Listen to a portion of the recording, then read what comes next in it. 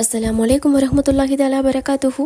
அஸ்மாவுல் ஹுஸ்னாவில் யா காலிக், சிருஷ்டியானவனே, இந்த திருநாமத்தை 100 முறை ஓதிவிட்டு நாம் ஒரு செயலை செய்கிறோம் அப்படின்னா, உதாரணமாக ஏதோ ஒரு விளையாட்டு போட்டியில் நம்ம சேர்ந்துக்கிறோம், அதில் நம்ம வின் பண்ணோம், அந்த மாதிரி நம்ம வின் பண்ணோங்கிற ஹாஜத்தோட இந்த திருநாமத்தை ஓதிவிட்டு அந்த செயலை செஞ்சோம் அப்படின்னா கட்டாயமாக அல்லாஹ்வின் அருளால் வெற்றி கிடைக்கும். அதே போல் நமக்கு ஆபத்துகளிலிருந்து பாதுகாப்பையும் தேடித்தரும்.